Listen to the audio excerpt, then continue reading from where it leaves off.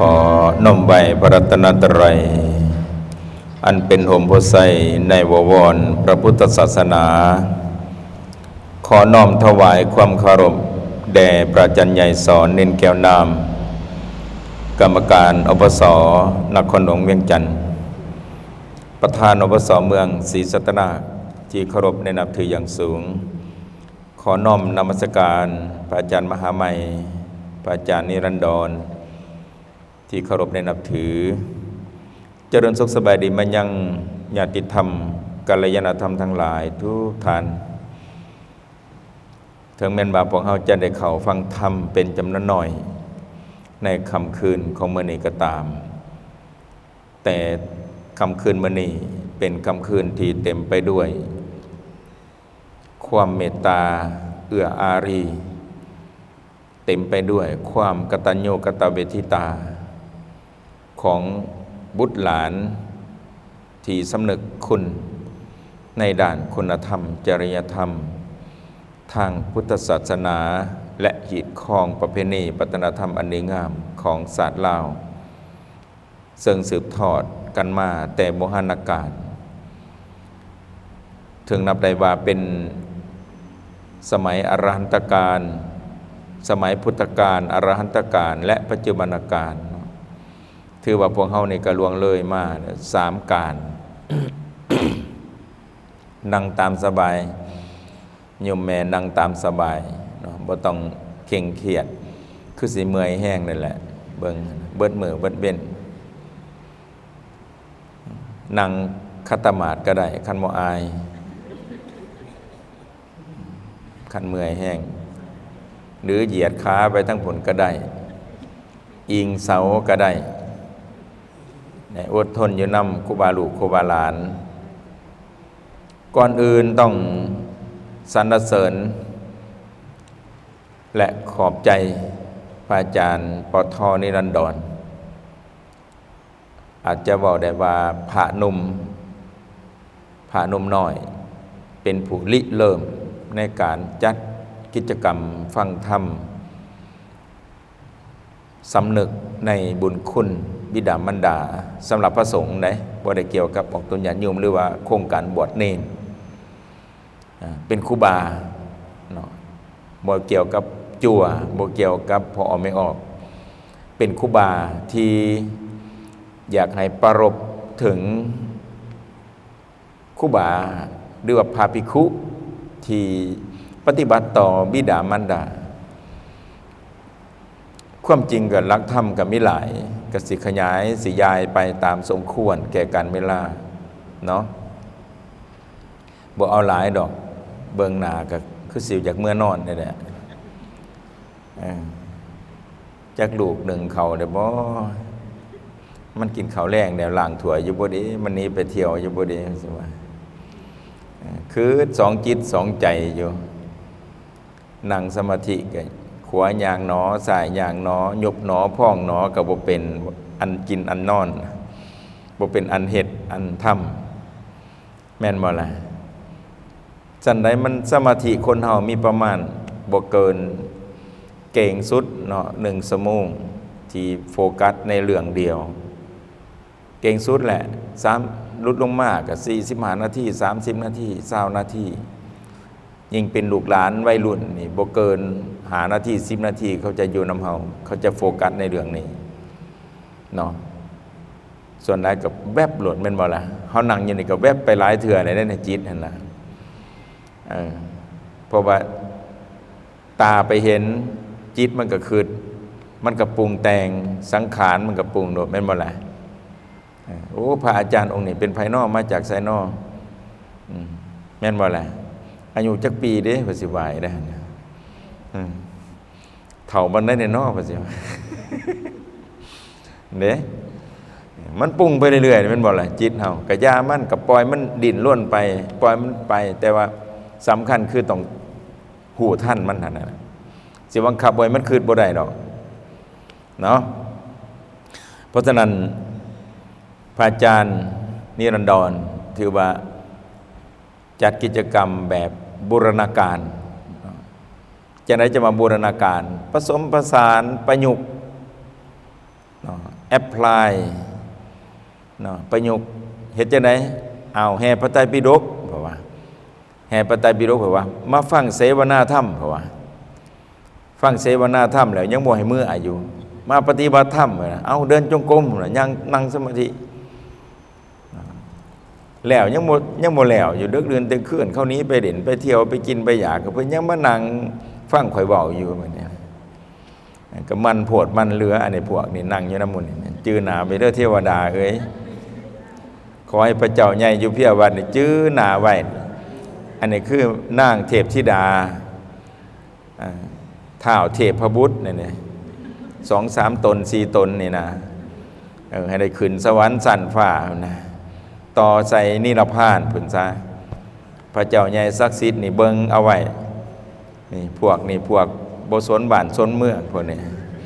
มันนั่งอยู่ในวัดเนี่ย เดี๋ยวก็สิคำถามน่ะสิหยองหรือว่าสิด่านี่เนาะสิว่าอีเด้ หรือสิหย่อยันบ่หรือสิเย้ยแม่นว่าล่ะเพิ่นเย้ยกูว่าสิว่าเด้อคำถามนี่มันพูดขึ้นมาโดนได้เนาะจังได๋ก็ตามเนาะถือว่าแม่ๆพ่อๆทั้งหลายเนาะอดทนในธรรมดีกว่าอดทนไปเที่ยวดีกว่าอดนอนหย่อนเบิ่งหมอลำเลืองอดทนฟังพระเว้ามันคนละอดทนกันได้อดทนนี่มันจะได้บุญอดทนตอนนั้นมันจะเมื่อยหิวนอนลองเบิ่งก็ได้เนาะอาตมาเห็นอาตมาเองเนาะศีลใดพาไม่ออกปฏิบัติธรรมตอนนั้นบ่ทันได้ไปเป็นหัวหน้าของการบริหารส่วนกลางปสหลังๆมานี่ตั้งแต่2022มาถึงปัจจุบันบ่ได้พาไม่ออกปฏิบัติธรรมอยู่สะพานทองตะกี้ไม่ออกอยู่สะพานทองเต็มทุกวันศีลเลยศีล8ทำอิฐก็เอาแต่ศีล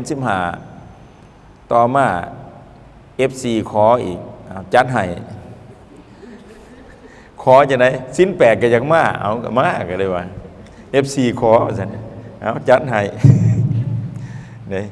มาว่าผู้ใดมีเงินไข15วันมาเทื่อนึงก็ได้ผู้ใดมีเงินไข7วันมาเทื่อนึงก็ได้เอาโลดมาได้ครับเป็นหัวหน้าของการเนี่ยไปบ่ายอยู่ฐานหลวงเงียบจิ๊บเลยสะพานทองตะกี้กับภาพปฏิบัติหัวขอถ้ำนี่จนนับบ่ได้ด้วยแหละบรรยายเพราะว่าจะสายโปรเจคเตอร์ให้เบิ่งทุกอันเอามาขยายความให้ฟังเนาะวิปัสสนากรรมฐาน40หลักการสมถกรรมฐาน40อารมณ์เอามาเบิดเลยนอกจากนั้นก็พระเจ้า10ศาสตร์30ศาสตร์เอามาเบิดมาให้ฟังมาให้เบิ่งไหนบรรยายเศร้าสนทนาธรรมเศร้าจังซี่นะให้เพิ่นประกอบคำเห็นนำก็จะบ่เหงานอนปฏิบัติธรรมนี่เกือบว่า1ชั่วโมงเนาะบ่ายพระก็1ชั่วโมงเพราะว่าแปลแล้วก็สูตรมงคลพร้อมอาตมาจะเฮ็ดเป็นแพ็กเกจไว้1 2 3 4เนาะนี่จะเป็นแบบนั้นกับพวกนั้นก็เป็นพวกบ่สนบ้านสนเมืองแหละมานอนอยู่วัดยามวันศีลข่อยก็มีแต่นึกว่าพระเจ้าใหญ่อยู่ซิมสะพานทองเบิ่งเอาเด้อนี่พวกนี่เอาเพิ่นไปเกิดเป็นเทวดาพุ่นเด้อเนาะต่อไปสู่นิพพานพุ่นแหละศาสนาเพราะว่าคนรักษาศีล5นี่จะได้ไปเป็น1ต่ำสุดจะมาเกิดเป็นมนุษย์สูงขึ้นไปเป็นเทวดาเทววุฒิแล้วก็ต่อยอดบุญอีกได้หั่นนะแทนที่ลงจากสันเทพแล้วจะไปตกอยู่สัตว์เดรัจฉานบ่เนี่ยบ่แม่นได้ลงมาเป็นมนุษย์ต่ำสุดเป็นมนุษย์กับมนุษย์ดีอีกได้น่ะเป็นมนุษย์ดีอีกได้ต่อยอดบุญเนี่ยสิต่อไปขึ้นสันพรหมพุ่นแล้วบัดนี้เนาะถึงอรหันต์แล้วบัดนี้มันต่อยอดบุญแนวนั้นได้เพ่งเข้าห้องเนี่ยลูกเทวดามันเข้าห้องเด่นได้หั่นน่ะแต่ว่าเล็กน้อยมันขี้ดื้อในแม่นแท้อันนั้นลูกเทวดาแต่ว่าของแท้ได้เทวดานะเพิ่นไปเห็นเขาแสดงเนาะลูกเทวดานักเลงนั่นมันลูกเทวดาเนี่ยมันบ่แม่นเทวดาแท้ๆพวกเฮานี่นะแบบนั้นเนาะอันนั้นแม่ฮักพ่อฮักหลายจนเอิ้นว่าเทวดาถูกสมัยคู่มือเป็นบ่ล่ะ แม่นบ่ตู่แม่นบ่แม่ทั้งหลายอีนางลูกแม่บางเทื่อก็เอื่อยหายจะมันขี้ขาดนี่กะยามันกำลังขึ้นสาวอย่ามันค้นตาบ่มกให้มันนอนได้หลายโอ้ยจะมันสาดสอนลูกขี้ขาดแท้ๆอันนี้ก็ได้เอาลูกกำลังขึ้นสาวแม่นบ่กำลังแย้งผิวพรรณกำลังสดใสใหญ่ลูกนอนได้หลายว่าซั่นแม่นึ่งข้าวให้กินกูมื้อนี่แม่นบ่อย่ามันค้นตาบ่มกเพิ่นว่าอุ้ยบ่มกก็เสริมเอาตัวไปติดเอาขนตาแม่นบ่กูมื้อนี่บางเทื่อข่อยไปประชุมอยู่เมียนมาปีกายนี่เขาตื่นแต่เด้อก็ไปคุมเอาไม่ออกคนนั้นบ่เอ่ยชื่อดอกโลกหอนม่วงไปแล้วโอ้ยแล้วว่าเราจมแต่งตัวกับบ่ทันแล้วว่าได้ยินมาแนวน่ะจะคล้องกันแน่เบิ่งโดยที่ขึ้นหัวเข่านี่เว้ยบ่มีคนตาข้าวนึงแน่มันคิวอ้าวบ่มีคิวตอนเพิ่นแต่งตัวตอนขึ้นเครื่องบินจากลาวไปคิวกองงามป้าไม่ออกจะมันคิวกองปันคาธนูเหมือนนางพุทธดีเนาะขึ้นในใจนะบาดมือนั้นพอตื่นนอนฝ่าไปประสุมปนุกเข่าเลยคือไก่รกขนออกดิบอกใส่บางคนอยู่ดีว่าจ้ะโอ้ยข่อยว่ากระโพดกระเรืออะไรกระเรือว่าปากเดี๋ยวเรากระจมจะมาโผล่นมประเทศอันนี้เป็นว่าตื่นเดี๋ยวคุ้มเขาไปจากทีโอ้ยเธอหนาบุมาอะไรเพื่อนกองประชุมเป็นแนวนั้นเนาะ อ้าวอันนี้คือรักษาศีลห้าจะมาเป็นมนุษย์การเจ็บเข่ารักษาศีลห้าได้คือพระอาจารย์นี่เป็นอย่างเพิ่นจังเอิญพอเอิญแม่มากเป็นหน้าที่เพิ่นมีพระสารีบุตรเป็นบุคลาธิฐานอยู่ในพระสูตรได้พระสารีบุตรนี่แม่เพิ่นบ่ได้ศรัทธาได้แม่เพิ่นบ่ได้ศรัทธาพุทธศาสนาเลยยิ่งเว้าให้ลูกซ้ำแม่นบ่อาจารย์มหาไปเฮ็ดหยังไปบวชให้หยังว่าซั่นเพราะว่าพระสารีบุตรนี่เป็นอัครสาวกเบื้องขวาที่เลิศด้วยปัญญานี่เพิ่นเป็นพราหมณ์มาก่อนเป็นปุโรหิตเป็นผู้ฉลาดเป็นนักปราชญ์ทั้งอยู่ในสนไส้อยู่ในสำนักของสนไส้เนาะไหนเป็นคนฉลาดมาก่อนไปบวชเนี่ยบรรลุธรรมท่านที่เนี่ยบรรลุธรรมตามพระพุทธเจ้าเลยเก่งเลิศด้วยปัญญาพระโมคคัลลานี่อิทธิฤทธิ์สหายเพิ่นเนาะคาลิบุตรนี่ไหนเพิ่นพยายามส่วนเอาแม่เพิ่นมาศรัทธาพุทธศาสนาจนวาระสุดท้ายของชีวิตเพิ่นน่ะจึงเอาพ่อเอาแม่เขามาฟังธรรมเอาพ่อแม่เขาในพุทธศาสนาได้ไหนถือว่าเพิ่นภูมิใจที่สุดเลยแหละเฮ็ดให้แม่ศรัทธาพุทธศาสนานี้ที่อาจารย์เพิ่นเฮ็ดนั่นน่ะเพิ่นเจริญห้อยตามพระอรหันต์ได้และปฏิบัติตามคำสอนคำสั่งสอนขององค์สมเด็จพระสัมมาสัมพุทธเจ้าซึ่งตัดสอนพระอรหันต์ในสมัยนั้นในสมัยพุทธกาลจนมาถึงพวกเฮาได้ที่พระภิกขุเฮ็ดอันแนวนี้น่ะบ่แม่นว่าห้าวได้ห้าวคิดบ่แม่นมันมีในที่มาของตำราของพระสูตรในพระไตรปิฎกเอิ้นมาบุคลาธิฐานเนาะเป็นบุคคลเป็นที่ตั้งเอาบุคคลเป็นอุทาหรณ์เนาะอันนี้คือเรื่องหนึ่งของพระสารีบุตรและย้อนเข้ามาบัดนี้ในสมัยพระพุทธเจ้าเฮาจำพรรษาอยู่พระเชตวันมหาวิหารซึ่งนายอนาถาบิณฑิกะมหาเศรษฐีได้สร้างถวายเนาะแต่มีเศรษฐีผู้หนึ่งมีลูกชายคนเดียวเขากำยุกสมัยพวกเฮาแม่นบ่ขออภัยได้แม่ทั้งหลายโดยเฉพาะพี่ปานาอาคนในเมืองได้ลูกน้อยเป็นหยังสมองคิดแต่งานเฮ็ดแต่เวียกคิดแต่งานย่านแต่บ่มีเงินมีค่ำบ่จะเอาลูกหลายเศรษฐี2ผัวเมียเนี่ยได้ลูกชายคนเดียวสมัยพุทธกาลอยู่เมืองสาวัตถีหั่นแหละเนาะแล้วเฝ้าทนุถนอมลูกชายนะอยากให้ลูกชายนี่เติบโตใหญ่เป็นบ่าวขึ้นมาได้อายุการพอสมควรแล้วหาคู่ครองให้บัดนี้นะ หาคู่ครองให้อยากให้ลูกชายเอาเมีย มาสืบทอดตระกูลเด้เพราะว่าตระกูลเศรษฐีเด้แต่ลูกชายปฏิเสธบ่ลูกบ่อยากเอาเมียลูกอยากบวชว่าซั่นสิแม่นอาจารย์นิรันดรนี่ว่าจักบัดนี้สอบถามเพิ่นเบิ่งเด้อไม่ออกบางคนเนี่ยก็พิรึกได้แน่เบิ่งหน้าพระพระองค์นี้กระเทยบ่เกบ่โอ้ยเจ้าของบ่ข่อยเห็นบางศพบ่ทันพองไม่ออกว่าไม่ออกบางคนเนาะข่อยก็ได้ยินเนาะข่อยนั่งอยู่รุมเด้พระขึ้นนั่งอยู่เทิงข่อยตอนนั้นบ่แม่นคิ้วข่อยเนาะข่อยนั่งอยู่ทางหลังตายครูบาอาจารย์รอๆงามๆมาบวชเบิดเพิ่นว่าเพิ่นโซกันครับเพิ่นนั่งก็มีสง่าราศีแม่นบ่ล่ะบาดนี้ไม่ออกนึง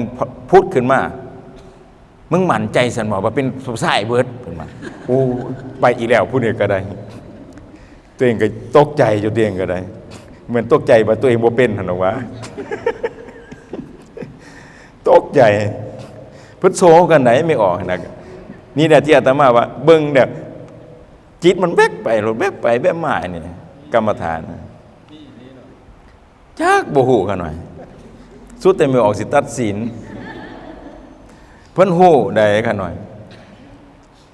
บางเทื่อก็ไม่ออกลูกหลานที่มาเฮ็ดเวียกเพราะว่าอาตมาเฮ็ดเวียกอยู่ของการ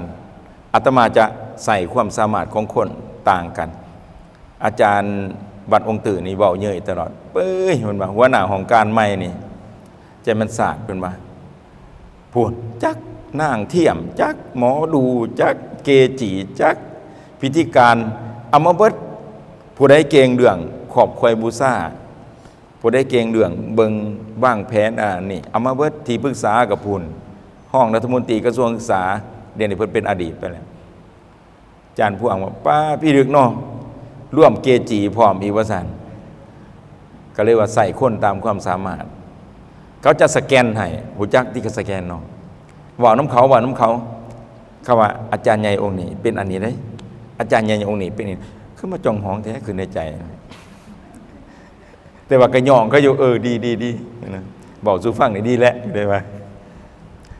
จะไปบอกสู่ญาติทานใหญ่ฟังได้แถวนั้น เขาบอกเขาหน่อยเบิ่แล้วบอกองค์นี้ไปจักสี่องค์นี้ไปจักสี่โอ้เก่งเนี่ยไม่ออกนะข่อยย่อมเลยข่อยย่อมข่อยยังเบิ่งบ่ออกได้บางเทื่อเพิ่นบอกไปหั่นน่ะอาจารย์องค์นี้ไปจักสี่เจ้าของแม่นบ่บาคือมาแม่นคือกูแท้วะโอ้ยมาดคือเขาว่าแอกเขาว่าแอกยาแล้วถือว่าฮู้แล้วเอาเบาเล่นแกมดีๆเรานิทานต่อมานี่ลูกชายผู้นี้ก็เข้าไปบวชมานี่ไหนก่อนจะเข้าบวชเนาะแม่บ่ให้บวชพ่อมาบ่ให้บวชเห็นบอกพระพุทธเจ้าจึงห้ามว่าภิกขุทั้งหลายถ้าว่าบิดามารดาบ่ยอมให้บวชจะบ่เกิดอานิสงส์จะบวชบ่ได้ภิกขุทั้งหลายจะมาบวชเป็นนรชนทั้งหลายจะมาบวชเป็นภิกขุต้องบ่ต้องโทษอาญาเห็นบ่มีภรรยาก็ต้องอนุญาตจากภรรยาบุตรหลุดได้จากแม่หั่นไดไปเอาเมียปั๊บแม่บ่มีสิทธิ์ได้แต่ต้องเมียห้ามได้บัดนี้ไดคันเมียห้ามบ่ให้บวชก็บวชบ่ได้อีกคือบางองค์นี่ซิกเสียงนาคไปและสิบวชพระเนาะเพิ่นมาปล่อยนาคหั่นน่ะซิกไปบ่ติดผู้สาวซะมื้อนี้บาดมื้อสิบวชเนี่ยผู้สาวบ่ยอมให้บวชแกงผ้าขาวขึ้นอันนี้บ่ห่านมีพวกเฮาบ่มีคู่มือนี่พวกผู้หญิงเขาบ่ง้อนี่แหละไปโลดมึงยังบวชก็ได้กูสิหาผู้ใหม่มาบ่ยอมแมวตะกี้เขาแกงผ้าขาวขึ้นซิมอันนี้อุปสรรคจะบวชบ่ได้โดนได้ไม่ออกอันนี้เห็นแท้ได้จะไปบอกร้านสาวได้ว่ามึงมักได้แกงเอาโลดบ่แม่นได้มีในหมู่ห้านี่มีแท้เนาะเพราะฉะนั้นถือต้องห้ามเนาะอันนี้คือการเศรษฐีผู้นี้ห้ามก็บวชบ่ได้แต่ลูกชายขาดบัดนี้ประท้วงแนวไหนลูกชายอดข้าวเบ้ยจะมันสารประท้วงแบบอดข้าวบ่กินข้าวกินน้ำถ้าแม่บ่ให้บวชจะบ่กินข้าวพอดีเศรษฐีผู้นั้นมีเสี่ยวผู้หนึ่งมาบัดนี้โอ้ยเฒ่าเอ้ย ให้เราบวชซะ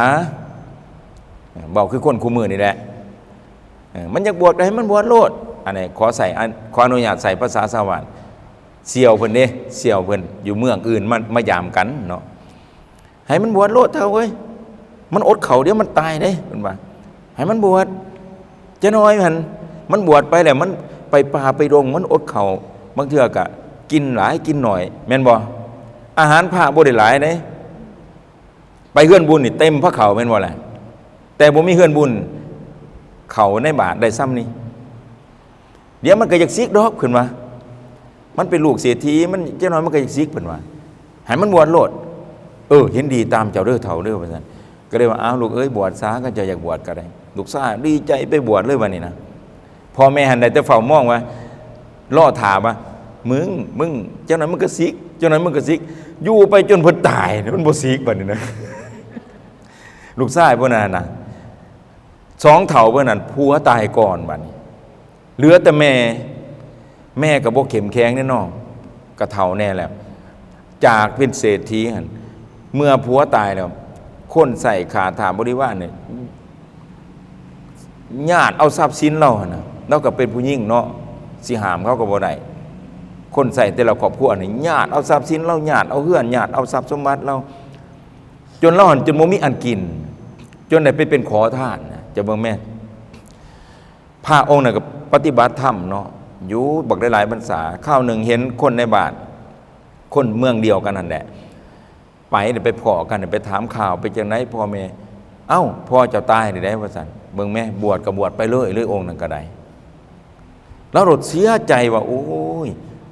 บวชก็บ่ไปลำไปแล่นะไปเลยนะพ่อตายนะ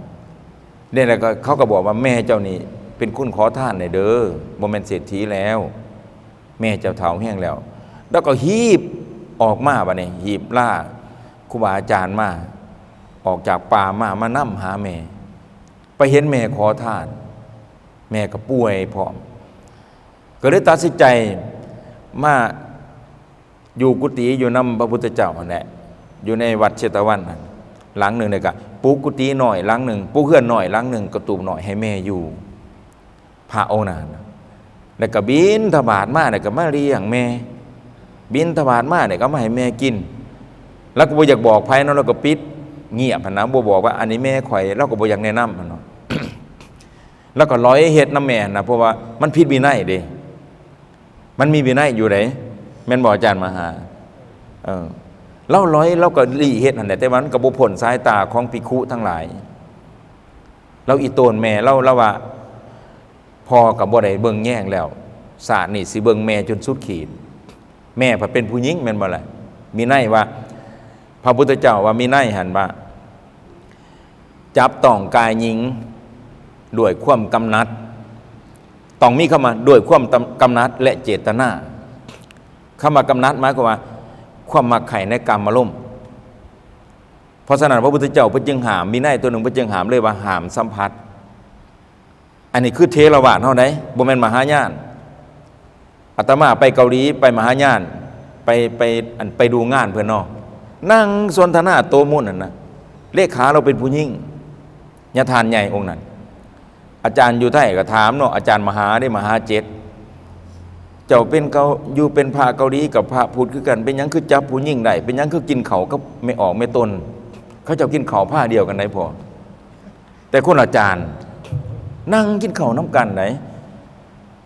อาจารย์มหาสิบ่เห็นบ่ได้จังได๋ข้าน้อยนี่ประสบการณ์เรื่องนี่สูงเพราะเคยไปปฏิบัติธรรมนำข้าเจ้าเคยไปอยู่เชียงใหม่นี่ก็เห็นหลวงพ่อติดนันหันพระเวียดนามอยู่ฝรั่งแล้วก็มาเฮ็ดกิจกรรมปฏิบัติธรรมอยู่หั่น600 บาทได้เข้าคอร์สนำเพิ่นน่ะไปสิมาฟรีแนวนี่ได้จ่ายได้บ่3 มื้อเท่านั้น600 บาทเด้แม่เพิ่นเอามื้อละ200 บาทถามราคาหยัง1ค่าอาจารย์สอน2ค่าอาหาร3ค่าที่นอนบ่น่ะห่วยเจ้าของบ้านกูคือมาฟรีแต่ปานนั้นยังบ่มีผู้หยังมากูสอนบ่เก่งได้นี่ว่าคนเต็มได้หั่นไหนคนเต็มเลยสอนก็สอนอยู่รีสอร์ทอีกเว้ยนี่นะแต่มันเป็นรีสอร์ทแบบกระตูบหั่นน่ะคือกุฏิหน่อยแหละ บัดย่ำตรงย่ำแรงบัดนี่นะพระมหาญาณก็ไม่ออกนั่งกินเขาไปตักเอาเขามากินพระเทรวาสมีพระไทยพระลาวพระกัมพูเชียพระพม่าสนทนาธรรมนั่งคืนน้ำลายอยู่โอ้ยจะเป็นศาสตร์ทรมานกู กินกับกินเฟอกินอย่างแบบหอมๆมันไว้อยู่แต่เขากินเจไหนอาหารเจแบบกินข้าวเลยร่วมกันแบบพ่อแม่พี่น้องอันนะอยู่เพื่อนของพวกเขาอันนะโอ้เจ้าของมาจากมาแน่หน่อยกูบ่มาเด้อกูสิไม่กูคืนน้ำลายน้ำอยู่นี่เป็นแนวนั้นเนาะบาดไปเกาหลีหันแล้ววะ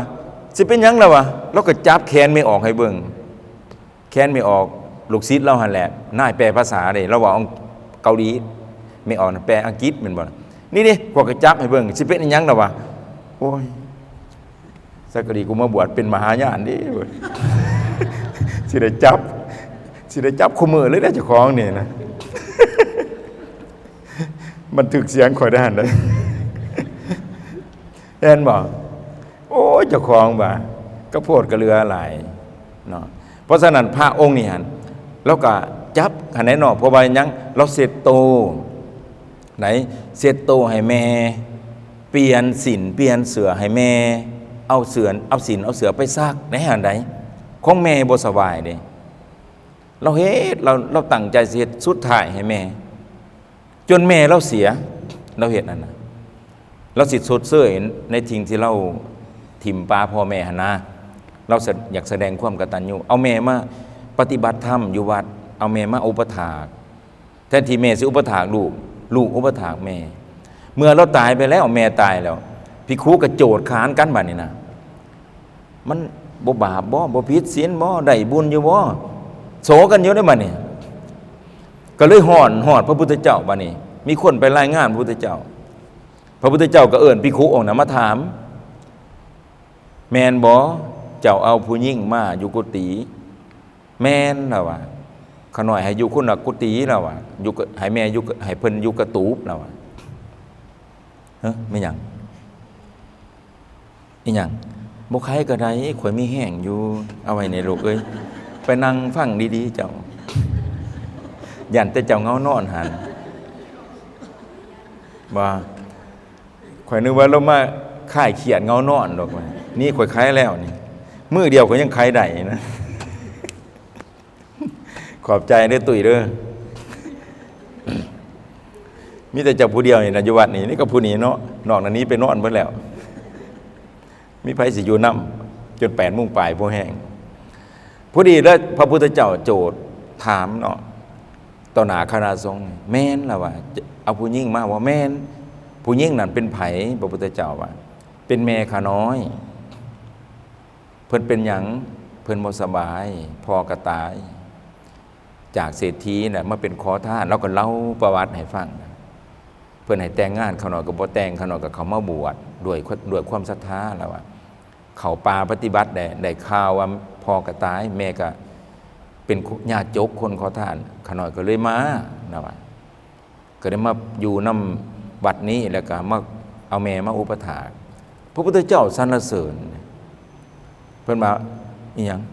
นี่มิตังสาธุรูปนังกตัญญูกตเวทิตาเอตัมมังคารมุตตมังการแสดงความกตัญญูอุปถัมภ์คำสู้บิดามารดาเป็นเครื่องหมายของคนดีและเป็นมงคลแก่ชีวิตนี่ไหนนี่มีตังสาธุรูปนังกตัญญูกตเวทิตาเอตัมมังคารมุตตมังเป็นมงคลอันประเสริฐพระพุทธเจ้าสรรเสริญสมพ่อเนี่ยออกข่าวพระสงฆ์ไทยเนาะครูบาองค์นั้นเนาะอุปถากแม่เราก็เบิ่งแม่เราแสดงว่าเราเฮียนหูพระสูตรตัวนี้นะเราจังกล้าเฮ็ดนั่นน่ะฮอดโทรภาพผู้ไหนไปนำถ่ายเอาเราน่ะแล้วว่าก็สิเป็นหยังแม่ข่อยแล้วว่า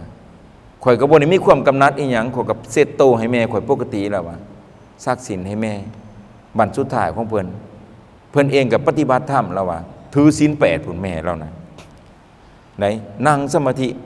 จนตายฆ่าผ่าขาวนี่แม่อย่าลืมเด้อมีคนจือศาสตร์ได้เนาะตายตอนเป็นแม่ขาวนะปฏิบัติธรรมกลับมาศาสตร์นี้ เกิดมาหลุดอายุ12 ปีเนี่ยเห็นผีแล้วห่วยเจ้าของบ่าเจ้าสิบ่เป็นผีนำเขาอีกแล้วบ่นี่ว่าเอาผีมันก็ต้องเห็นผีแม่นบ่ล่ะคือคนข่อยก็บ่เห็นได้แต่ว่าผู้ใดปฏิบัติธรรมถึงธรรมก็จะแนมเห็นคือกันผู้ใดได้สร้างเนาะก็จะแนมเห็นคือกันไหนเพิ่นเอาบ่เว้าพ่อแม่ครูบาอาจารย์หลายองค์เพิ่นบ่เว้าเพิ่นเห็นได้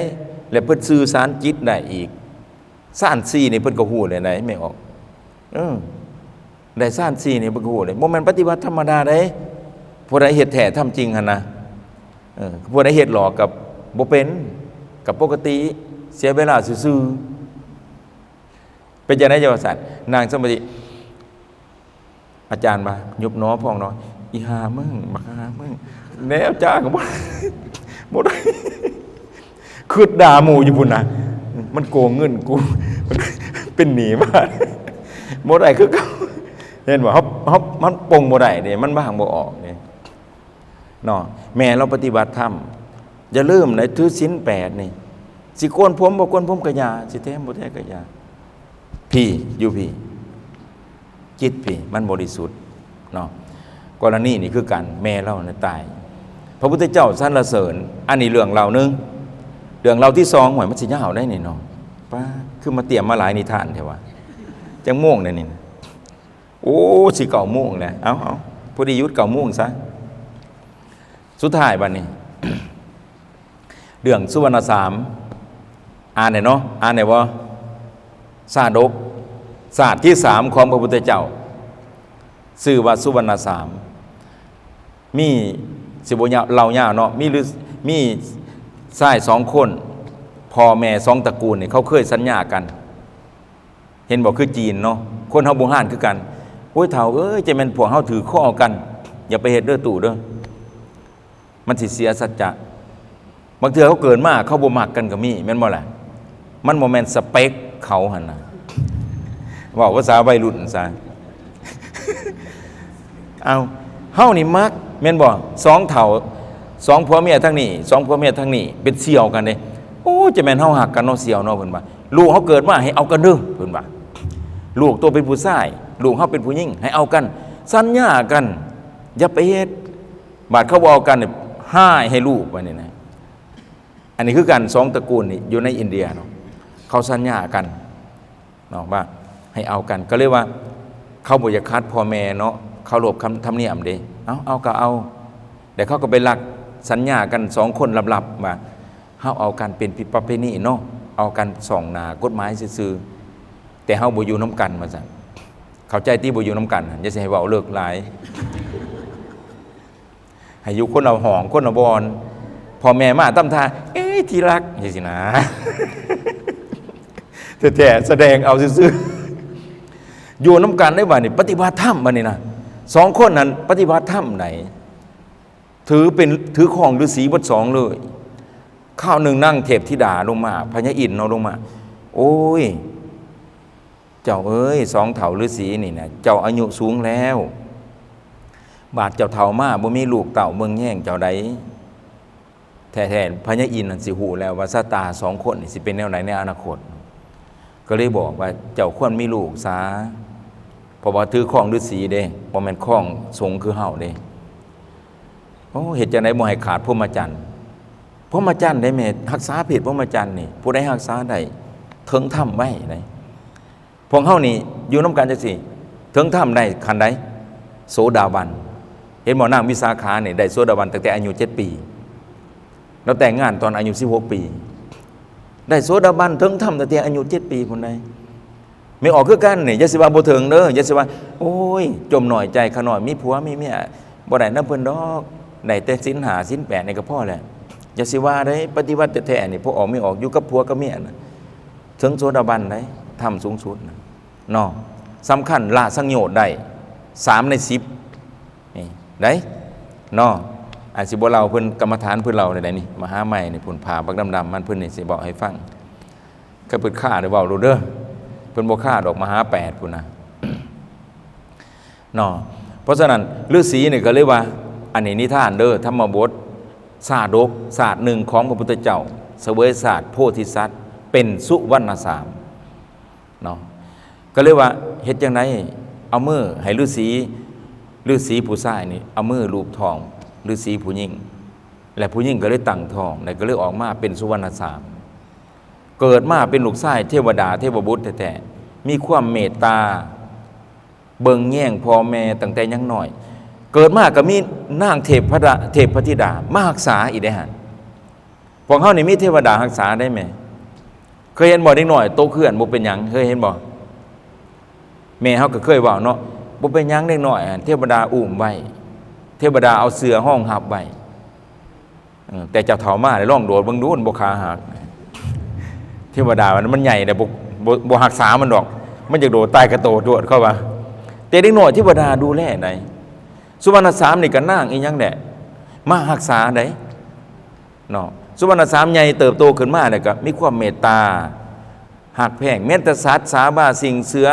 มีเหมือยกับฮักเล่านะแล่นำก้นเป็นฝูงบาดนี่มีมือนึงไปอาบน้ำยุทาไปตักน้ำมาไว้ให้แม่พ่อแม่อาบเนาะเราขึ้นว่าพ่อแม่หันตรงกับพญาอินทร์มาทำนายสองเถ่านี่ไปหาบางใหม่มากินไปแล้วงูเห่ามันคืดว่าเพิ่นสิมาทำลายหั่งมันกับเป่าตาเพิ่นมาเนี่ยนะสองเถ่านะตาบอดบ่เห็นหุ่งบัดนี้สุวรรณสามกับเบิ้งแง่งอันนี้เราลัดเด้อจะบ่ลงคำเบารายละเอียดสุวรรณสามกับเบิ้งแง่ง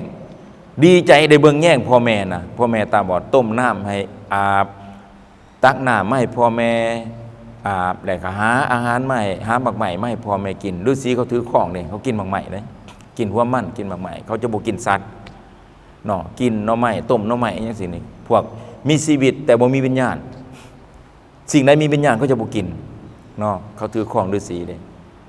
เนาะบัดนี้พอดีมีมือหนึ่งสุวรรณสามไปอาบน้ำอันพญากบิลยักษ์เนาะเป็นพระราชา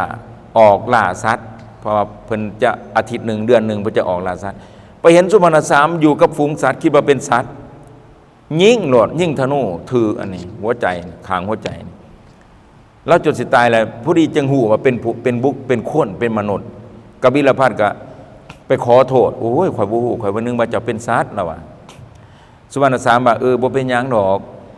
เจ้าบ่ได้เจตนาแล้วว่าข่อยบ่ถือโทษดอกข่อยบ่ก่อกรรมจัดบ่ก่อบ่สร้างบ่จองกรรมจองเวรเจ้าดอกแล้วว่าแต่ข่อยขอห้องให้เจ้าไปเบิ่งพ่อเบิ่งแม่ข่อยแน่ให้เจ้าดูแลพ่อแม่ข่อยเด้อพ่อแม่ข่อยตาบอดเป็นฤาษีให้เจ้าอุปถัมภ์ช่วยแน่พญาผู้นี้ก็รับปากแล้วก็ไปบอกพ่อแม่ว่าลูกเจ้าถือข่อยยิงตายแล้วอาจารย์สิตายแล้วพ่อแม่ก็แล่นมาพญาพระราชานี่พามาหลุดแผ่เมตตาแผ่จิตด้วย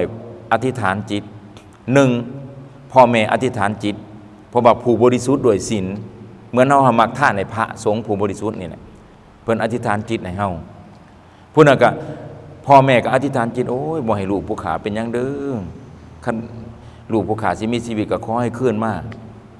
นี่แล้วก็ด้วยความเมตตาของเราหั่นต่อพ่อต่อแม่ความอุปถัมภ์เบื้องแย่งพ่อแม่อำนาจตัวนั้นเฮ็ดให้สอนผิดนั่นที่ถอดออกไปแล้วเนี่ยลูกพิษพิษอยู่ในตัวเนี่ยจะหายไปกลายมาเกิดมาอันกลับคืนมามีชีวิตเป็นสุวรรณสามคือเก่าได้รู้แลพ่อแม่ย้อนยังย้อนอำนาจบารมีพ่อแม่เห็นบอกเพิ่นจึงกล่าวเป็นว่านิมิตตังสาธุรูปนังกตัญญูกตเวทิตาการหูบุญคุณของคนเป็นเครื่องหมายของคนดีมาตาปิตุอุปทานังพุทธาธาราสาสังคโหอนากุราจกัมมันตาเอตมังคารมุตตมังการอุปถากดูแลบิดามารดาเป็นมงคลอันประเสริฐกล่าวไว้อยู่ในมงคล38เห็นบอกที่เพิ่นเอาไปสู่มงคลนี่แหละคือการดูแลพ่อแม่แล้วพระพุทธเจ้าสรรเสริญพระสงฆ์องค์นั้นแล้วเพิ่นก็ยกเอาหลักธรรมขึ้นมาหนึ่งพระสงฆ์ผู้ใดหากเฮ็ดให้พ่อแม่นี่เกิดศรัทธา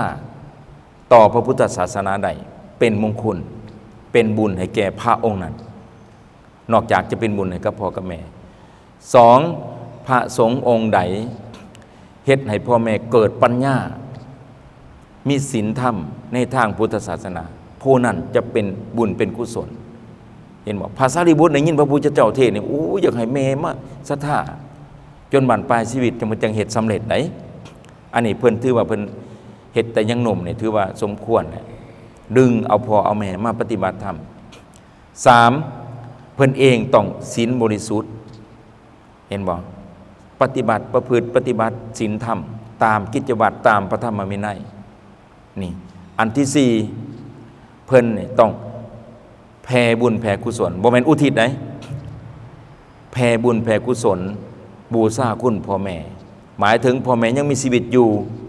แผ่บุญแผ่กุศลอุดหนุนเห็นบอกไม่ออกเคยเว้าเวลากินทานโอ้ยอาจารย์แผ่เมตตาให้แน่นั่นแหละ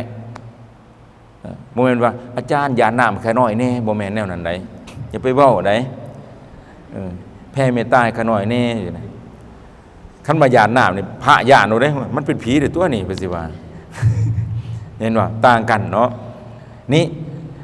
อันที่5เนาะพระองค์นั้นต้องบ่ให้เสื่อมเสียวงศ์ตระกูลนี่เพิ่นเฮ็ดถูกต้องหมดเลยเอาประพฤติผิดขาดเคลื่อนวินัยถูกไล่ซิกแม่นบ่ล่ะเสียได้หั่นนี่คือเพิ่นทำหน้าที่ของความเป็น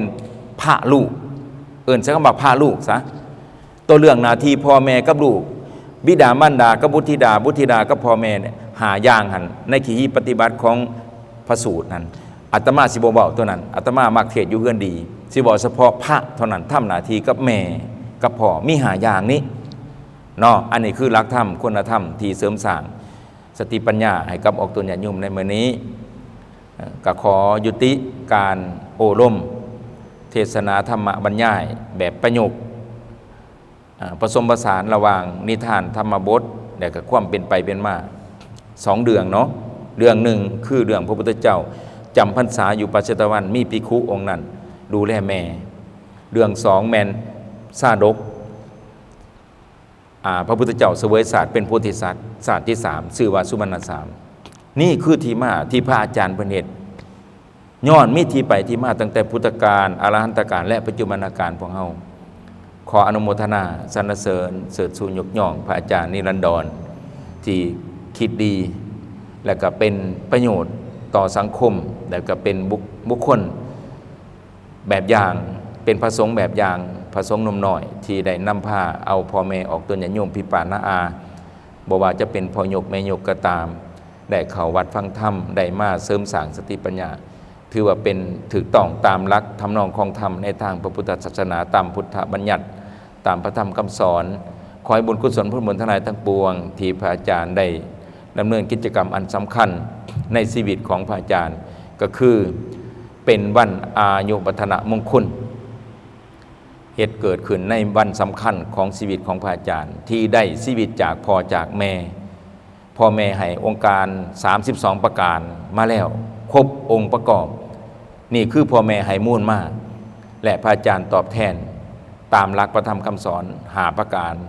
ที่ได้กล่าวมาแนวนี้ขอให้บุญกุศลผลบุญทั้งหลายทั้งปวงที่ทั้งออกตนญาติโยมมาประกอบส่วนขอให้มีแต่ความสุขความเจริญและขอให้บุญกุศลผลบุญทั้งหลายทั้งปวงที่พระอาจารย์ได้เฮ็ดในวันอายุวัฒนมงคลตอบแทนบุญคุณบิดามารดาตามทำนองของธรรมในพุทธศาสนาขอจงเป็นบุญเป็นมหากุศลอันยิ่งใหญ่สัพพะทานังธรรมะทานังชินาติการให้ทำเป็นทานสนาการให้ทั้งปวงขอให้บุญกุศลทั้งหลายทั้งปวงนี้จงคำจงสู้อยู่โนนให้พระอาจารย์นิรันดรให้มีอายุวันนะสุขะพละปฏิภาณธนาสารสมบัติก้าวกรุงเฮืองในบวรพระพุทธศาสนาเป็นหลวงพ่อมไส้แก่ออกตนญาติโยมสืบต่อไปสู่กาลนานขอนมัสการและเจริญพร